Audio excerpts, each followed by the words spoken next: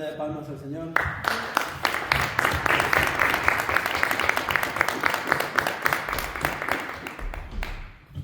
Qué bonito es que el Señor interrumpa, qué bonito es que poder sentir la presencia del Señor, eso es lo que llena los corazones.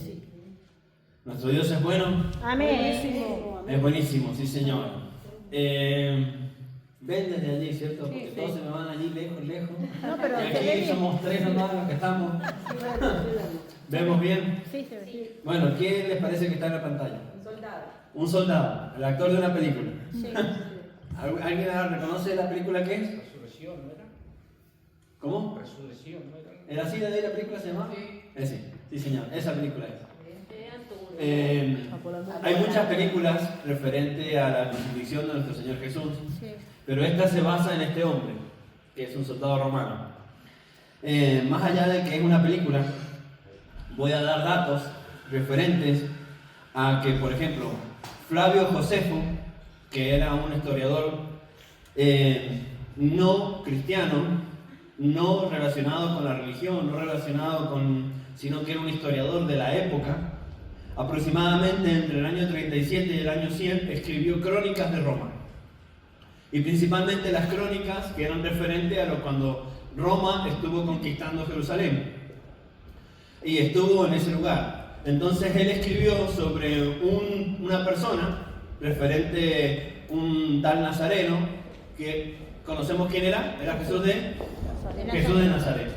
Entonces este hombre hace referencia a este soldado. Este soldado, más allá de que es una película, en la realidad era el soldado que estuvo encargado en la parte de poder, en la crucifixión del Señor Jesús. Estuvo encargado de clavarle estaba al mando de las personas que le decían, quiebren las piernas, están crucificados, como Jesús estaba en ese lugar. En la película hace referencia de que por respeto a su madre, como estaba ahí, no quisieron quebrar las piernas, sino que le clavaron la lanza en el costado, en la película. Más allá que sabemos que es verdad, a Jesús no se le quebró ningún hueso y le clavaron la lanza en un costado. Entonces Flavio Josefo escribe sobre esto. Después Cornelio Tácito, que se confunde con el Cornelio de los Hechos, que va a visitar Pedro más adelante, pero no es el mismo. Y también entre el año 56 y el año 120 escribió, y él centró la historia específicamente sobre Poncio Pilato. Y él, creo yo que tiene que haber sido de primera mano, porque él hace como una biografía de Pilato. Y en la biografía dice que Pilato, ¿quién era? Era un representante romano que estaba allí en Jerusalén, y cuando fueron a crucificar a Jesús, ¿qué es lo que siempre decimos? ¿Qué hizo Pilato? Se lavó las manos. Y se lavó las manos en señal de qué? De que no quería tener nada que ver. Que no quería tener nada que ver. Porque Pilato decía que Jesús era una persona inocente. Sí. Y como la costumbre era liberar a un preso, puso a Barrabás y a Jesús. ¿Y la gente a quién quiso liberar? Barrabás. Por más que Pilato, el hombre este escribió diciendo, yo quería liberar a Jesús, e insistía en liberar a Jesús, por presión del pueblo, liberaron a Barrabás. Y este hombre, desde el punto de vista de Pilato, describe las sensaciones de Pilato en ese momento, pero describe las sensaciones de Pilato después. Y dicen todo el lío que causó la resurrección de Jesús. Y cómo se levantaron los líderes de la iglesia en ese momento, sobornando a gente para que mintiera y dijera que los discípulos habían robado el cuerpo de Jesús. Y resulta que los romanos dejaron encargados a un soldado específico, que en la película es este soldado, pero a un soldado para que llevara adelante una investigación. Y esa investigación, según lo que cuenta Tácito Cornelio, dice que fue muy sangrienta. Iban y machacaban sin asco a la gente para que dijeran la verdad. Resulta que los que iban a preguntar, los líderes de la iglesia en ese momento, que eran los rabinos, ¿qué es lo que hicieron? Sobornaron a la gente. Y le decían, no, los discípulos lo robaron. Yo lo vi. Entonces este hombre dice, pero todos me cuentan la misma historia, pero cuando yo me acerco a la tumba está de una manera que esa piedra, como lo cuenta la gente, no se podría haber movido sola. Porque la piedra que tapaba la tumba de Jesús era una piedra que pesaba muchas toneladas. Y simplemente girarla llevaba, dice, según lo que dice este hombre, que él lo puso más específicamente, eran 11 soldados empujando la piedra para girarla. Pero la posición de la piedra es que estaba en el suelo, a 2 metros de la puerta. Para una piedra que costaba mucho girarla, imagínense levantarla y llevarla casi a 2 metros de la puerta.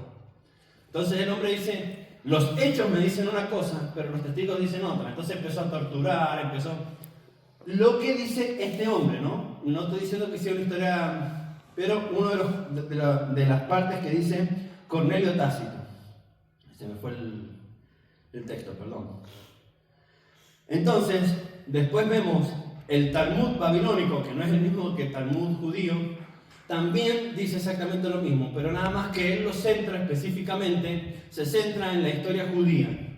Y cuando los relatos de la historia judía dicen que Jesús fue un líder llamativo, Jesús fue un rabino que llamaba mucho la atención, Jesús era una persona que sus hechos hablaban más que sus palabras, pero sobre el referente a la crucifixión, dice, hubo un soldado que persiguió la verdad sin piedad. Especifica eso el libro. Y dice que ese soldado primero perseguía a los seguidores de Jesús y después fue uno de los que predicaba con los de Jesús. Imaginen el cambio de una persona que perseguía, que se encontró para poder decir, cambiar el punto de vista. Entonces vemos a una persona, me gustó mucho cómo lo expresaste, Patricia, de decir un pecador que... ¿cómo es? Un pecador con futuro y un santo con pasado. Bueno, este hombre se transformó en un santo que tenía un pasado. Me encantó mucho esa reflexión, un santo con pasado. Todos tenemos pasado. Lamentable o favorablemente, somos la suma de nuestras decisiones. Lo que nosotros hayamos decidido en el pasado nos lleva a lo que estamos hoy aquí parados. Muchos estamos aquí dándole honor al Señor porque creemos y reconocemos que Jesús es el Señor. Amén. Y decimos que Jesús murió por nosotros. Y principalmente en esta semana recordamos este hecho. Otros están por estar. Dice, bueno, no tengo nada que hacer el domingo, vengo a escuchar un mensajito, vengo a algo. Y a otros que no les llama mucho la atención. Y lamentablemente, favorablemente también, este hombre era uno de los que no le importaba. Pero las circunstancias lo obligaron a investigar. Y su investigación tomó como consecuencia que él fuera uno de los que predicara junto con los que estaban ahí de los apóstoles. En el principio, tenemos que tener en cuenta que los apóstoles no se abrieron a los gentiles hasta Pablo. Antes solamente predicaban, pero no dejaban que los gentiles predicaran a la par de. Porque ¿qué decían los apóstoles? ¿Quiénes tenían que ser merecedores del mensaje del Evangelio? Solo el pueblo judío. Y los gentiles quedaban a un costado. Pero no fue un tiempo después, hasta que Pedro recibió una visión, que la sabemos, ¿no? Sí. La visión que recibió Pedro, y Cornelio lo invita a su casa. Inclusive ahí, Pedro predica a los gentiles insultándolos. Sí. En vez de predicarle de buena onda, decirle el mensaje del reino de los cielos se ha acercado, predica insultándole. Sí. O sea, imagínense que un hombre romano que crucificó al maestro, ahora quiere predicar con nosotros. Esperad un poquito. No. Vamos, hay que pagar derecho de piso aquí. No. Vemos que los discípulos eran un poco cerrados en el principio. Las consecuencias, como digo yo, la suma de los actos, los llevaron a ir evolucionando, a ir cambiando. Está muy bueno como el hombre Cornelio Tácito especifica el movimiento de los cristianos. Dice que la resurrección de Cristo catapultó a tal punto el movimiento de los cristianos, dice que temblaron las bases del imperio. Él lo describe de esa manera. Dice, y lo impresionante de esto fue que no encontraron el cuerpo. Encontraron una tela, encontraron mucho, pero no encontraron el cuerpo. Y resulta que para el año... ¿Dónde está? Lo tenía aquí. Un momento, por favor, que quiero decirlo con datos específicos.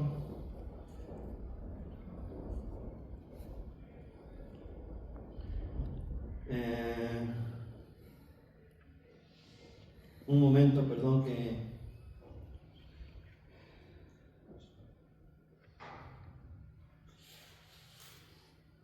Para el año 330, una de las hijas de las que estaba en ese momento enfrente del imperio romano fue hasta donde crucificaron a Jesús. Imagínense cómo fue el movimiento de la gente de Jesús, de la gente, los discípulos, estoy diciendo, pasando 300 años después, que empezó la fiebre por las reliquias. ¿Alguien sabe qué son las reliquias? Santo. ¿Qué reliquias? Por ejemplo, denme un ejemplo de una reliquia. San Una Nicolás. capilla dicen que está los vasos de Pedro, ¿no? En una capilla no sé dónde hay nada. Reliquias, pero específicamente de Jesús. Y la túnica, La manto, túnica, la el madera manto. donde que lo, tiene la cara. la madera donde lo Tallaron. crucificaron. Hay restos de madera que dicen que son de la cruz de Jesús La y la guardan corona. como si fuera. Bueno, esta mujer fue hasta donde estuvo el palacio de Poncio Pilato y se trajo, cortó específicamente 1 metro cuadrado de escalera, de la escalera de la entrada, diciendo: por aquí pasó el maestro. Esto es una reliquia, la presencia de Dios está en estos escalones, me los llevo para Roma. Imagínense la fiebre que causó Jesucristo, que la gente dice: yo necesito algo de Jesús. Y ya empezó, en ese momento empezaron, habían más clavos de la cruz de Jesús que los clavos que se podrían haber creído, habían más astillas que podían formar un montón de cruces, y la gente, y hasta la actualidad sigue pasando. Muchos pagan mucho dinero porque esto era la cruz de Jesús, me lo llevo, lo pago. No se puede negar que Jesús existió. No se puede negar que Jesús pasó por esta vida. Ahora la cuestión es, ¿cómo me paro yo ante Jesús? ¿Soy esta gente devota que quiere posesiones de Jesús? Por ejemplo, la túnica, que la túnica me va a dar la salvación, que los escalones de Pilato me va a dar la salvación. Me posiciono como aquellos que no sé, puede que sí, puede que no, escribieron un montón de otros. O me posiciono como este hombre que cambió su pasado y definió su futuro para poder proclamar de alguien que él creyó que en verdad resucitó y cambió su manera de pensar y cambió su manera de actuar. ¿Qué voy a hacer yo? ¿Dónde me voy a poner? A veces nosotros los cristianos criticamos mucho a la Iglesia Católica en muchas cosas, muchas procesiones que tienen, pero nosotros a veces llegamos a ese punto.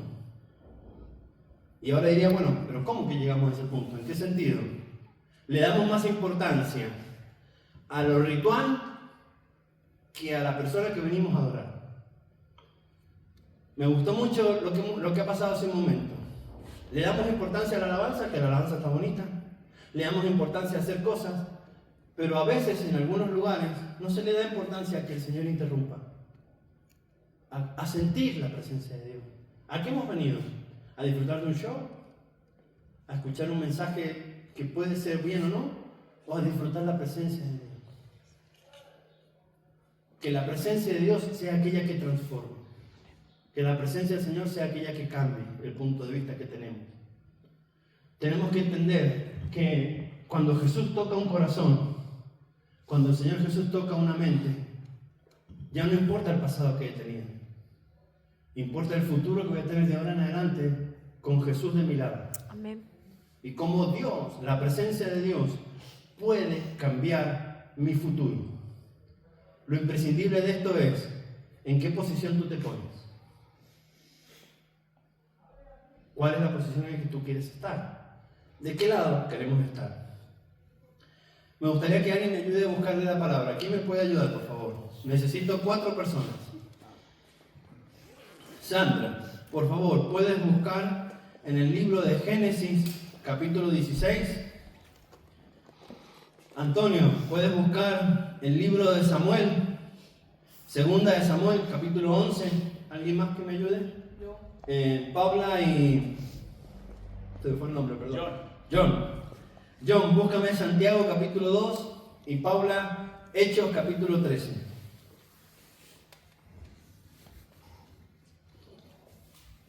Empecemos por Génesis capítulo 16. ¿Lo tiene Sandra? 16. Versículo 1 en adelante. Usted lee y yo lo voy a detener. Sarai, mujer de Abraham, no le daba hijos, y ella tenía una sierva egipcia, que se llamaba Agar. Dijo entonces Sarai a Abraham: ya ves que Jehová me ha hecho estéril. Te ruego pues que te llegues a mi sierva, quizá tendré hijos de ella. Y atendió Abraham al ruego de Sarai. Y Sarai, mujer de Abraham, tomó a Agar, su sierva egipcia, al cabo de 10 años que había habitado Abraham en la tierra de Canaán. Vale. ¿Conocemos la parte de la historia? Sí. Abraham, Dios le prometió que iba a tener, Herencia. dijo que le iba a tener hijos, pero resulta que la promesa no llegaba. Llegaron los 80, llegaron los 90 y la promesa no llegaba. Y el cuerpito ya no es el mismo que cuando tenía 30 años. Resulta que iba llegando a la edad y Abraham no se cumplía la promesa. Pero en esto, ¿la promesa era solamente para Abraham o también incluía la familia? Familia. La familia. La familia. Era muy importante en este caso, ¿quién? Su esposa. ¿Quién toma la decisión de la delantera de decir, bueno, Su esposa. la esposa? Ahora, no tienes que culpar a la mujer, no. Ambos recibieron, el que recibió la promesa, ¿quién fue? Abraham. Pero afectaba a su esposa. Consecuencia de lo que podrían ser sus actos, era de los dos. Vámonos al principio de la creación. ¿Quién recibe la orden de no comer del árbol? Adán. Pero comiendo la esposa, come él y, digamos, la frega, vamos a decir, comete la falla. La cuestión es que siempre vamos en conjunto. ¿Qué me refiero con esto? Cuando la promesa de Dios viene a una familia, más allá de que la promesa a veces la recibe la cabeza de la familia, afecta al conjunto. Si el conjunto, yo como cabeza de hogar, junto con mi esposa, recibo una promesa, la promesa no me la tengo que dejar solo para mí, tengo que compartirla con mi esposa, porque sus actos van a afectar a la consecuencia de la promesa que yo recibí. Y mis actos van a afectar a la consecuencia de la promesa que yo recibí. Entonces trabajamos en equipo. Y vemos en un montón de ejemplos bíblicos en el cual la promesa fue dada al varón, pero culpa de los actos de él se afectó en conjunto. ¿Me explico con esto? Bueno, leamos por favor Santiago capítulo 2. ¿Quién lo tenía? Yo. Santiago capítulo 2, versículo 23. Y se cumplió la escritura que dice: Abraham creyó a Dios y le fue contado por justicia y fue llamado amigo de Dios. Entendamos este detalle. Leemos el Antiguo Testamento. Bueno, diríamos el Viejo Pacto. Abraham era del Viejo Pacto. Pero Santiago, estamos hablando del Nuevo Testamento. Del Nuevo Pacto. Y se trae a colación ¿a qué persona? Abraham. ¿Abraham era perfecto? No. ¿Qué acabamos de decir que cometió? Un fallo, un error. Pero resulta que la palabra dice que Abraham le creyó a Dios y le fue contado por Justicia. y por consecuencia fue llamado Amigo de Dios. amigo de Dios.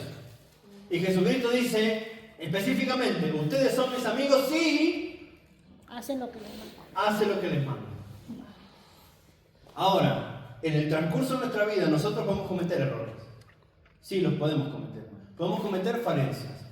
Somos, como dije hace un momento, la consecuencia o el resultado de nuestras decisiones. Cuando Jesús entra en nuestra vida, nuestras decisiones pueden llevarnos a un cambio tan rotundo como el del soldado, o pueden llevarnos a una transformación poco a poco como los discípulos. Entendamos que los discípulos estuvieron ¿cuánto tiempo con Jesús? Estuvieron 3 años, noche, mañana, tarde, en cada momento con Jesús. Al punto de que cuando Jesús estaba siendo crucificado, ¿cómo reconocieron a Pedro? Porque le dijeron: tú hablas como él, te mueves como él, eres igual que él. Entonces Pedro había sido influenciado por Jesús. Sí. Y muchísimo. Pero por más que Jesús lo influenció, llegó a Cornelio insultando a la gente. Entonces, ¿Podemos, estando con Jesús, cometer errores? Podemos cometer errores. Podemos cometer falencias. El detalle es que a veces no nos damos cuenta. Y entendamos que es muy importante. Pedro no se dio cuenta que estaba insultando. Para Pedro estaba haciendo lo correcto. ¿Qué estaba haciendo? Predicando de mala gana a la gente que no era. Gentil. Y resulta que por más que pasó este detalle, predicó a Cornelio, vio Pedro que el Espíritu Santo tocó a toda la gente. ¿Lo vio o no lo vio? Sí. Lo vio y se sorprendió y dice, inclusive hasta los gentiles reciben el Espíritu de Dios, esto no lo puedo creer. Estaba increíble, es increíble esto, es increíble. Pero años después, vuelven a hablar con Pablo y Pedro le dice, no, si no se circuncidan no son cristianos. Sí, volvió a lo mismo. ¿Volvió a qué? A lo mismo. Después de pasar mucho tiempo, después de que la sombra de Pedro sanara a los enfermos, después de que fue a la iglesia, no tengo plata ni oro, pero que tengo te doy milagro. Después de hacer muchas cosas, volvió a la misma pensamiento equivocado. Y lo llevó aquí a un conflicto con Pablo. Entonces, a pesar... Apague el micrófono. A pesar de que vivimos con Jesús, a pesar de que estamos haciendo las cosas, ¿podemos tener acciones equivocadas? ¿Podemos o no? Es una pregunta. ¿Podemos? Sí, podemos. Ahora, ¿cómo me doy cuenta? Ese es el pequeño detalle. La siguiente, David. El detalle cuál es, que me tengo que dar cuenta. Yo puedo estar parado frente a la tumba de Jesús, puedo ver la piedra, puedo ver a Jesús resucitado y puedo seguir en mis 13 diciendo aquí se robaron el cuerpo. Puedo tener mis acciones un montón de tiempo y yo me estoy moviendo bien y sin embargo puedo estar equivocado y no darme cuenta de las cosas que estoy haciendo. Pero bueno, vayamos a la vida de Abraham, que dijimos hace un momento. Vayamos a la vida de Pedro. ¿Cómo se dieron cuenta que se equivocaron? Cuando ocurrió lo que Jesús le dijo, lo del gallo que cantó 3 veces. ¿Cómo se dio cuenta Pedro que se había equivocado? La primera equivocación, el gallo. La segunda equivocación con Cornelio. Cuando vio que el Espíritu Santo fue derramado sobre las personas. La equivocación con Pablo. Cuando Pablo perseveró sin importar lo que él dijera. El detalle en esto es importante. José, parate un momento. La palabra dice, y el Señor Jesús, cuando envió a sus discípulos, ¿cómo los envió? De 2 en 2. ¿Por qué somos dos? Porque uno sostiene al otro y el otro sostiene al otro. Bueno, yo me equivoco, mi fe está baja, él tiene su fe alta y él me ayuda. Yo me equivoco, él me hace ver el error. El Espíritu Santo le hizo dar ver el error a Pedro. Sí. Los que estaban con él, porque la palabra dice que Pedro y los que iban con él se maravillaban al ver que la gente... ¿Es importante que tengamos a alguien a nuestro lado? Sí. Es importante que alguien nos diga que nos estamos equivocando. Eso, dale que va, que me haga cambiar. Es importante, pero lo más importante de esto ¿cuál es? Que yo acepte lo que él me dice. Casi no. Eso es lo principal. Volvemos al conflicto de Pedro con Pablo. Pablo le explica a Pedro, Pedro, porque yo soy duro, él es más un poquito.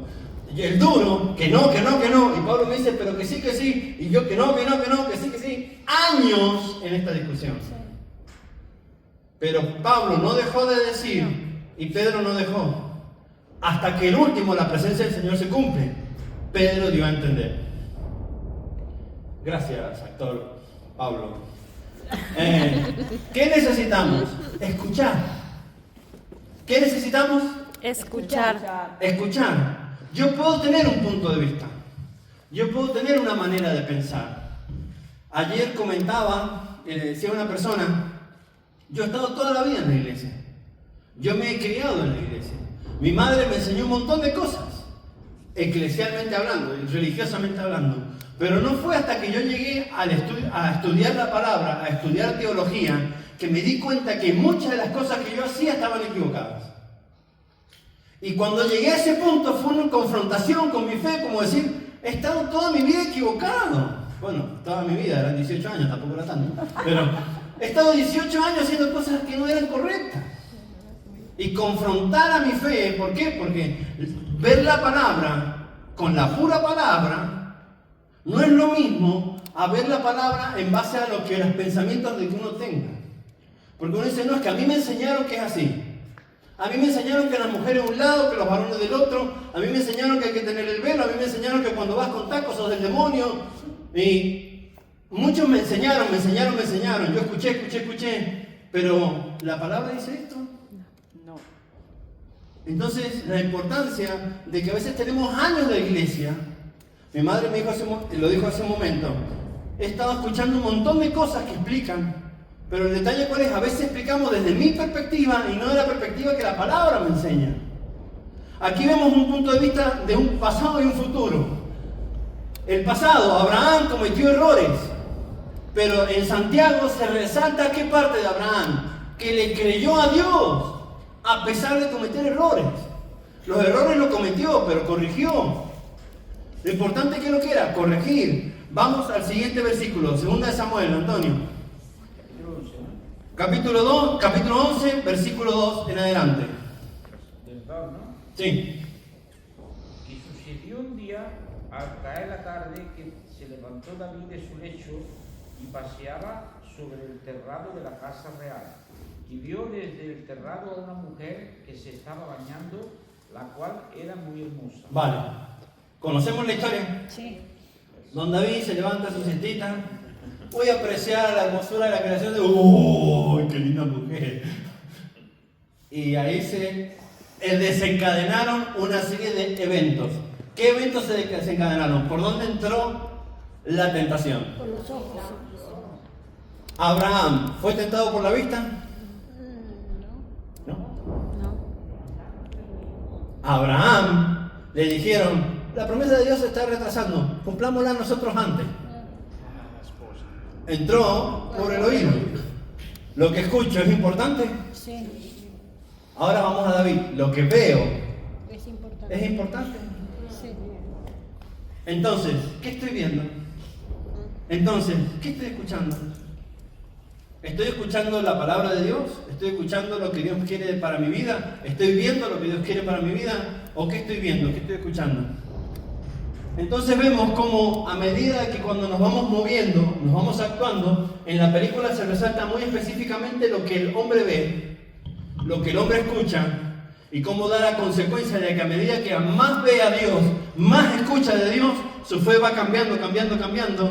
Él adoraba al dios Marte, le dejaba ofrendas de dinero al dios Marte, porque es lo que hace la mayoría de los soldados romanos, y a medida que iba escuchando de Dios, fue dejando de lado adorar a las imágenes para adorar solo a Dios.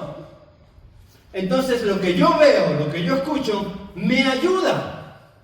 Cuando yo escucho la palabra de Dios, cuando yo veo la palabra de Dios, transforma mi mente, transforma mi corazón y me ayuda a modificar mi caminar y mi andar. Hechos capítulo 13, ¿lo tenías? ¿Desde dónde? ¿Desde el 1? 22, perdón. Quitado les levantó por rey a David, de quien dio también testimonio diciendo: he hallado a David, hijo de Isaí, varón conforme a mi corazón, quien hará todo lo que yo quiero. Estamos hablando los hechos de los apóstoles. Y los apóstoles están resaltando la vida de ¿quién? De David. Varón conforme al corazón de ¿quién? De Dios. Y va a hacer todo lo que yo diga.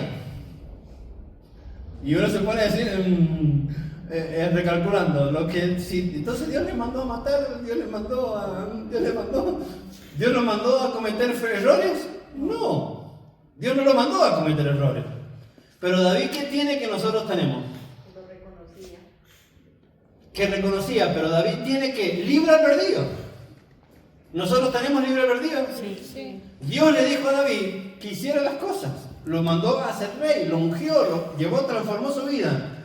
Pero Dios le dejaba que él decidiera. Y lamentablemente él cometió errores.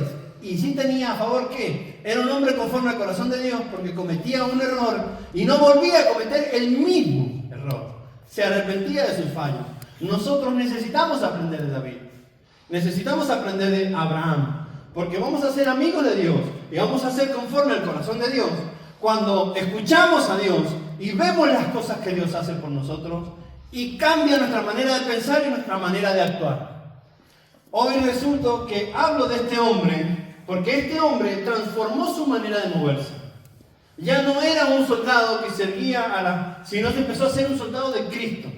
Alguien que transformó su manera de pensar. Y no solo fue el único, hubieron varios soldados con el mismo ejemplo. Tenemos que cuando Pablo estaba encarcelado, pasó lo mismo con otros soldados. Y este soldado Pablo le dijo, cree en el Señor Jesús y serás salvo tú y toda tu casa. Entonces creer en el Señor Jesús trae transformación. ¿El detalle cuál es? En los últimos tiempos la maldad se incrementará en gran manera.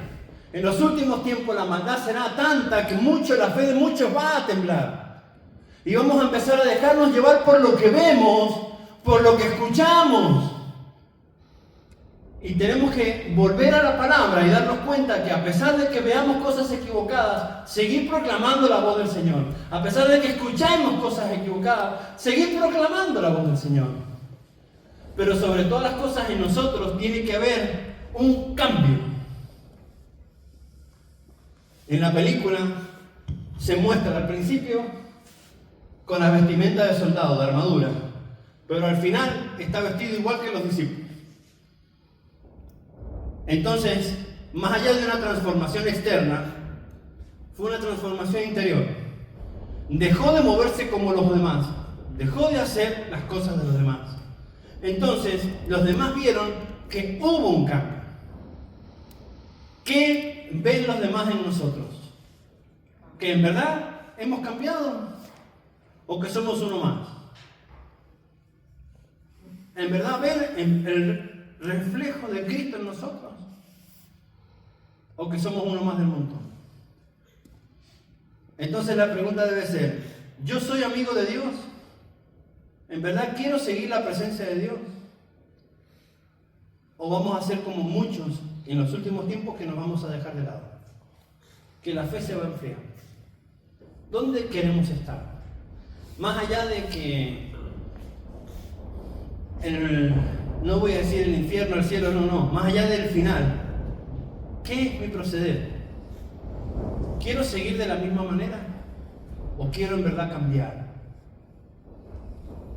¿Qué consecuencias, qué resultados trajo a Abraham obedecer a Dios? Que fue llamado amigo de Dios. La palabra dice que le fue tomado por justicia. Y más allá de estas cosas, que él creyera en el Señor, trajo como beneficio a Isaac que fuera un siervo de Dios.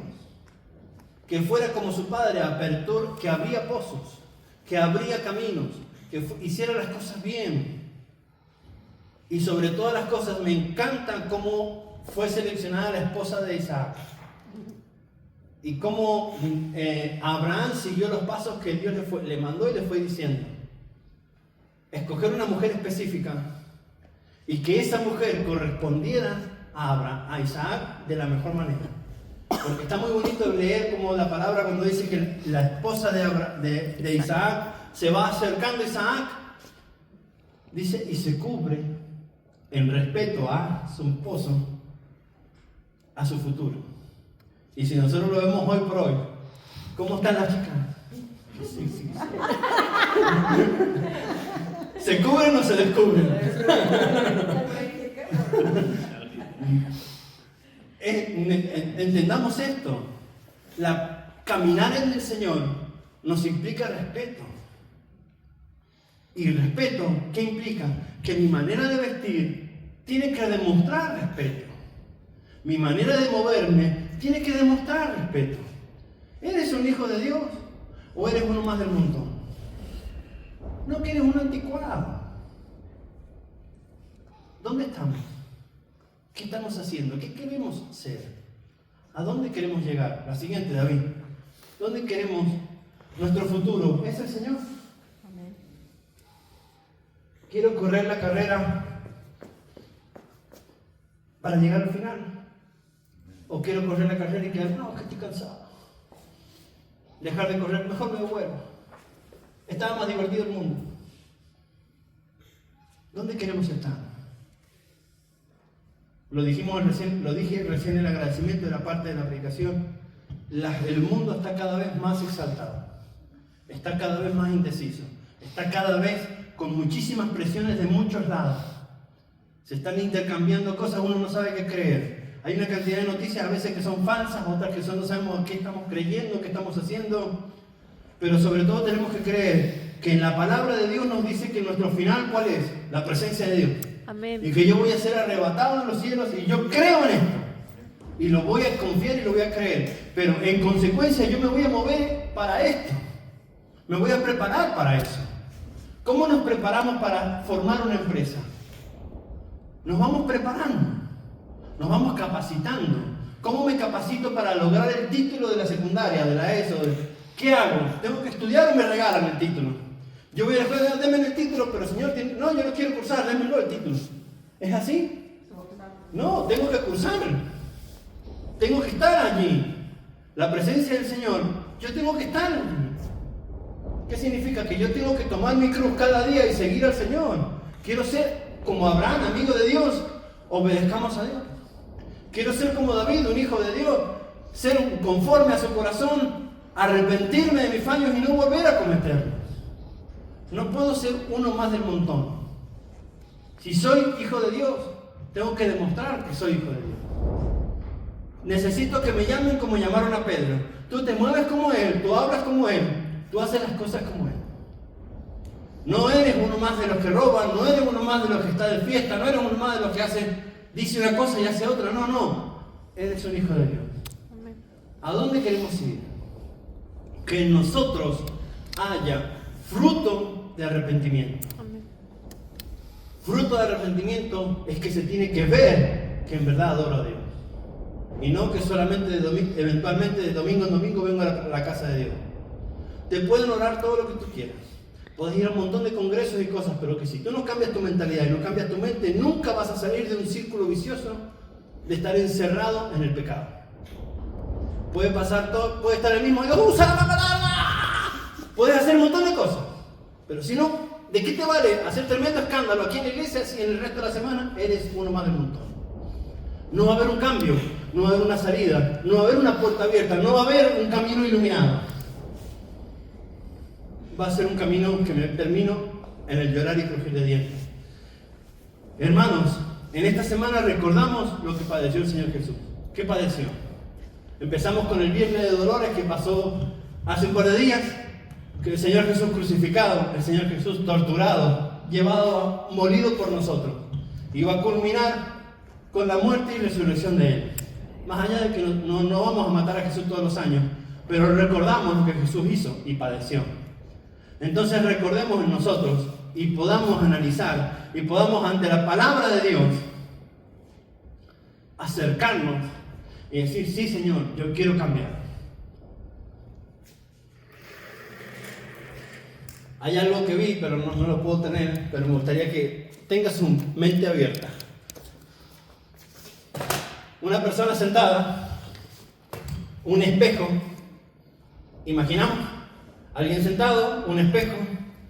En algún momento de su vida usted se bañó con una cazuela.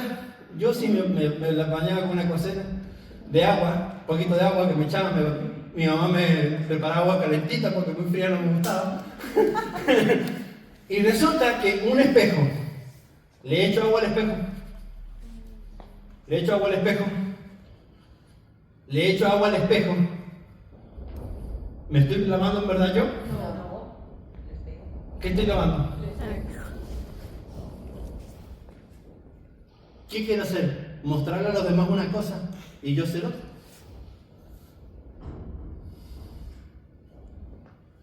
¿Qué quiero lavar? ¿La conciencia de los demás? ¿O quiero en verdad yo ser limpio? Amén. Yo oler a flores. Yo estar bien bonito. ¿De qué lado queremos estar? La presencia del Señor tiene que en nosotros producir un cambio. No podemos movernos igual. Hermanos, ¿disfrutamos de la gracia de Dios? Sí. ¿Disfrutamos de que Dios responde a nuestras oraciones?